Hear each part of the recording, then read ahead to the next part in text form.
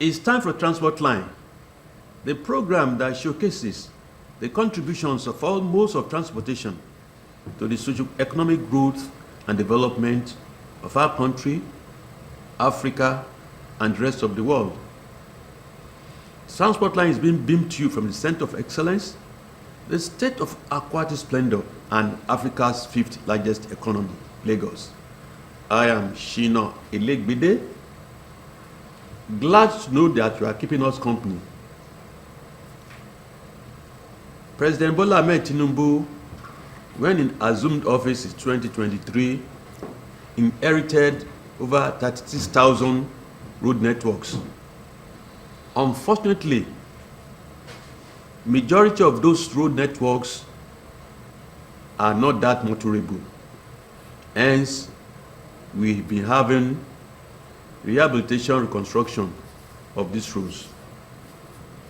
Well, the news now is that come next month, that is by next week, roads will be tolled again, express road. Yes, we used to have them tolled, but it was President Olusegun Obasanjo That's scrapped. that scrapped them. And now, the Minister of State for Works has confirmed that there is no going back to tolling of roads. Now the question is, what are the implications of this on the socio-economic life of the average Nigerian? Since that announcement of coming back of tolling of roads, that's the highways, there have been pros and cons of this. But then, let's have a profound analysis of things and more or less match a way forward. Because, yes, the Minister of State has said no, there is no going back. But I believe with superior arguments, is that we say, okay, we postpone it or we modify it. And that is what Transport Line is going to try to do today. And I have with me on set a fellow of the Chartered Institute of Logistics and Transport, and also a transportation consultant, who is going to more or less assist in marshalling points as regards which way to go. That person is Olushola Ogunyakin. Welcome to the program. Thank you very much, sir. Shola, you've had my intro, and from the look of things, I used to tell people, National Bureau of Statistics, they will come out with their statistics, but are they really reflecting the average life of Nigerians? I'm not going to talk about, they call them paper economists. Well, you need to go to university to know the importance of Turenshi academics. So if you appreciate, you dare not tag anybody as a paper economist, because you must have burnt candles, must have used the rechargeable lamps. To get there, you must have deprived yourself many things. If we are not doing things right, based on the recommendation of those so-called paper economists, for political reasons, don't blame them. So, Shola, Yeah, how do you do this? We don't blame anybody, but we have to tell the truths about what's going on. Yes, February 9th, 2025, the minister announced that there will be tolling on major roads in all the 6 geopolitical zones of Nigeria. And his main reason for making that announcement, according to him, is for effective infrastructure maintenance. Like you said in your intro, we've been there before. What happened? And that is a question that the government must answer. When we were collecting tolls on all the major roads before, were there commensurate infrastructural development? Were the roads maintained in response to? Because one of the reasons why Obasanjo, the then president, cancelled it was that it was not effective.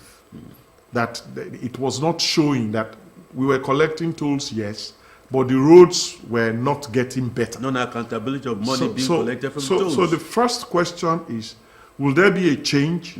Will the roads be better maintained now? And that only the government can answer. We hope so. We pray so. That yes, tolls this time will not be making some people rich, but will actually translate to better maintenance of the roads. Now, when we talk about the effects, unfortunately, it is the low-income earners that bear the brunt. And low-income earners and every other person. Transportation is such that the economy cannot move by itself if there is no transportation. Let's start from the basics.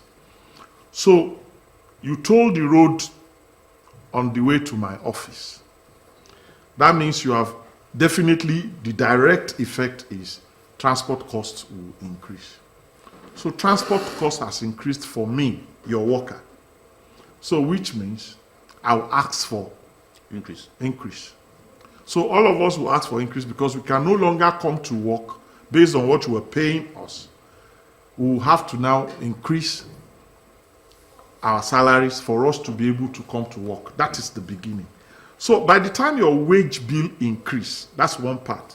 Now the person supplying your raw materials to your factories also will tell you, I cannot move your raw materials at this cost because I'm paying tolls in addition to all other costs that I am incurring. So before I get to your factory now, I'll pay tolls in 2 or 3 places. So I'll have to increase my transport costs. So that also increases the cost of the raw materials getting to you. So ultimately, the cost of your products will increase because somebody has to bear the brunt. So if you're paying more in terms of labor transportation, you're paying more in terms of transportation of the other sources of, the other factors of production. Definitely, your production cost increases, and then definitely your price will increase. So definitely, that has an impact. So by the time you are also paying more to take your goods back to the market, you factor it in. So cost of sales also have increased. So by the time you look at it from these 3 dimensions, cost of labor will increase, cost of bringing raw materials will increase, cost of getting the goods to the market will increase. Definitely, the cost of your goods will increase. Who will bear the brunt? The common man that is going to the market to buy your items. They will now have to pay more because at the end of the day, the whole thing is like a circle. Yes, I'm asking for wage increase. Yes, the person coming to sell the items in the market is also paying more to get those goods to the market. So he or she will be asking for increase. So at the end of the day, the masses have, no matter how much salary increase we ask for, it's also going towards every other person asking for an increase in the things that we need to survive. So the poor masses will continue to bear the brunt. So as little as that increase might be, it has a direct effect on the cost of transportation. And anything that has a direct effect on the cost of transportation affects every other thing. Because our livelihood, you can't stay at home all day. Yes, there is working from home. You will still go to the market. Even the dispatch rider that is coming to deliver goods to you that you buy online will increase the fees because the dispatch rider also will at one time or another pay for some of the services that require the tolls. Even if the dispatch rider is not passing through tolls, but somehow maybe before he gets to work or his own cost of production in a way is affected. So he also would think of increasing the cost of delivering to you. So there is no escape. Everybody will partake of that increase. Shola, you see, the Minister of State for Works recently said that when tolls are introduced and people start paying because, one, enough funds are not being budgeted for the maintenance of these roads, so that government will get from there. Now my own question is, he said it will create employment opportunities for youth. How it's going to do that, I don't know. Also, it will more or less reduce kidnapping and banditry. And presently, the question is, the roads or the highways they are going to toll, Do they have the necessary infrastructures? Are they well lit? Are the highway properly drained in terms of drainage provisions? Do we have provision for traffic markings? Do we have provisions for emergency rescue operation? Because when you toll in modern climate, when highways are tolled, these are the facilities available. And like you said, today, inflation is still there. Yeah. And the consumer will have to bear the brunt. No matter the taxes you impose, right from the pulse to what have you. And it's been said many times that you don't keep on increasing taxes when the economy is down. It's not a question of whoever is down, fear no falls. The way things are, Nigerians are suffering. And you are adding to it as if you're oblivious of the sufferings. So, but, Shola, what are the alternatives? Government says there are not adequate budget provision for the maintenance, that the only alternative is for government to do what? To toll some of these highways. I think it is a matter of appropriation. Because when President Obasanjo then stopped the tolls, he introduced a petroleum tax that was supposed to be used to maintain the roads. There was a tax that was introduced then. That tax, I'm not sure if it has been cancelled because corporate organizations still pay some of this tax. So the money that were earmarked from the tax, were they used for maintaining the roads?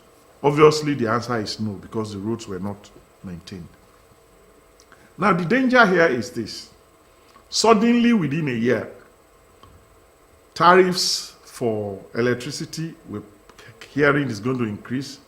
Tariffs for talking, the networks, is going to increase. Now, petroleum, the prices are up and down. It's not stable. It's been on the increase. And everything, taxes, everything, at the same time. And production had not significantly increased in Nigeria. So income will not significantly increase. So definitely every one of us will have to face the challenge of managing our finances much, much better for us to survive. But what are we expecting? Are we expecting things to be better? We are hopeful. We can only be hopeful because antecedents of government have not shown that when these taxes are paid, that it translates to what we expect it to. All we hear, yes. All we hear is going to do this, is going to do this. So we are patiently waiting that this time around it actually translates to the maintenance on the road. As per employment, yes, people will man the toll gates, but it now depends on what percentage of employment are we looking at, how many people, because nowadays everything is automated, except they are saying all the tolls will be manual. Now, if all the tolls become manual, the chances of pilfering, the same problem we had in the past, that most of the money collected will be going to private pockets because it's going to be cash and everything. Once it is cash-based, you can be 100% sure that all the money will not get into the government coffers. So we will be paying, some people will be getting rich. So if you're saying it's going to create employment, it means you are probably not thinking of automation, in which case it will be manned by a number of people. And the more people you have, the more room for siphoning and diversion of that money. So I don't know how they're going to balance it, because I would expect that when you're talking about generating employment, it will be little because you invest more in technology so that the proceeds from the money can be properly accounted for. That's on the one side. Shola, yes, before you move to that, is it generating employment for, is the Minister of State for Works referring to street workers? Because I No, don't know. no, we're talking about people No. that will man the toll gates. Apart from, no, you are looking at it from the scientific point of view. But when you look at what is happening in Nigeria, you say street workers, are they generating employment for them? Well, Because at toll gates, you have many of them. it has become part of our polity, really. You have said it. Normally, what we should have is it should be automated. Yes. That way, in fact, you have people to man, just Go there and do everything. the ticketing and you Exactly. move on. That Anyway, makes life easier. it just struck me. Anyway, No, but when you talk about street traders and the rest, well, that is what they call the which economy? I've forgotten the word. small SME. Yes, they are the untapped economy. I mean, they contribute to their own quota. It's just I know. that they are not properly documented and nobody can really put an accurate figure to it. But yes, during the days of the toll gates, you have hawkers there. There are still some toll gates that still have shops. You have people selling granite, selling. Okay, fine. If the minister should call that employment, No, he didn't call that. He just said employment. well, It wasn't for me, specific. But from your own analysis, what comes to me that as should be employment, it but is now the when people. you take it down to Nigerian parlance, Yeah, to that them, could be that's part. That could be employment. part of it. So, but at the end of the day, it affects everybody. At the end of the day, there is the alternatives we have, and I'm always happy when we talk about alternatives. And I am in Lagos. Already, Lagos State is developing waterways and developing rail lines because the alternative to road transportation in all climes is other forms of land transportation. Rail being a very important one, and the red line and the blue line that Lagos is developing. when the green line is even coming The up. green line is coming up. These are ways to actually reduce dependence Traffic on the road. roads and even reduce. But unfortunately now, because of the cost of getting these lines on, it is not cheap. It's As very in, capital intensive. it's capital intensive, and no matter how much the government try to subsidize, it is still not going to be able to be as cheap as road transport because it is very, very highly capital intensive. And so, because already the rails are running, recently state government marginally increased bus fares, but on the other hand, they marginally reduced train fares because they are not getting the kind of patronage that they are expecting. Even with the marginal reduction, it is still not as cheap as Road transportation. road transportation. Yes, it's faster. There are so many advantages. But at the end of the day, for me, I earn minimum wage. So whether I get to work fast or slow, I would rather get to work slowly, maybe wake up 1 hour earlier and save myself 100 naira or 200 naira. Because at the end of the day, what comes to me is fixed. So whether I want to enjoy the AC and enjoy the speed going to work and enjoy the speed coming back work and the stress that is taken from bus journeys and the rest, yes, I like it. It's good. But can I afford it with my wages? No, I cannot. So that also affects all the other alternatives. In terms of the alternative of water travel, we have accidents. We've talked about this before. The enforcement of the rules is not good enough for people to have confidence to want to use water travel instead of road. So everybody still comes back to the road. So that still makes the road congested. That still increases. So the road transport, keeps increasing their fares because of all these factors. And even though there are alternatives, the alternatives are not available for the low-income earners per se. Because at the end of the day, when you I will look at my earnings and compare it with the comfort. Yes, it's comfortable traveling on the train, no doubt. More comfortable, faster, less stressful, and all that. But at the end of the day, if 40% of my salary is for transport, would I be able to go on the train for the 20 or 22 days working days in the month with that 40%? If I have only 30% of my salary as transport, will I be able to do it on the rail? You know what people do now is walk halfway, take a bus halfway to be able to get to work. So now if you take, and that's not possible when you're talking about the train. It takes you from one end to end. other. You pay the fares.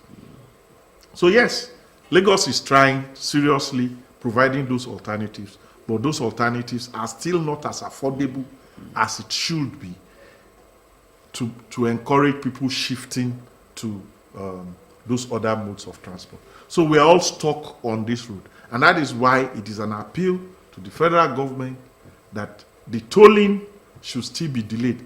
Although the minister said clearly that until the roads are fully completed, they will not be tolled. So we expect that all those things you are mentioning, like the Street lighting, street lightning, road marks, all road marks, all security, infrastructure, emergency rescue I want to team. believe it's part of what the minister is referring to when he said the roads will be fully completed before, because it's going to be a PPP thing according to him. So it's not going to be government that is going to be collecting the tolls per se. They're going to franchise the roads to private operators to maintain through the money they are collecting at the tolls. So it's going to be different from when the government was collecting the money and paying contractors to maintain. Now you get the road maintenance contract, you collect tolls to maintain the roads. So we're hoping something better will come out of it this time around. Yes, we hope something better will come out of it this time around. Shola Ogunyaki, I want to thank you very much for finding time. We hope policy makers will really listen and fine-tune so that at the end of the day, it will be a win-win situation for the average Nigerian, because times are still really very hard. And we should try as much as possible not to add to the burden of the average Nigerian. Olusegun Ogunyaki, thanks for finding time always to come on Transport Line. Thank you, sir. It's a pleasure to always have you. Thank you very much. Well, that is all we're going to take for today. Please continue to empathize with your fellow human being. Be compassionate. That way, we have a more sane and stable society. Till next time, bye-bye for now.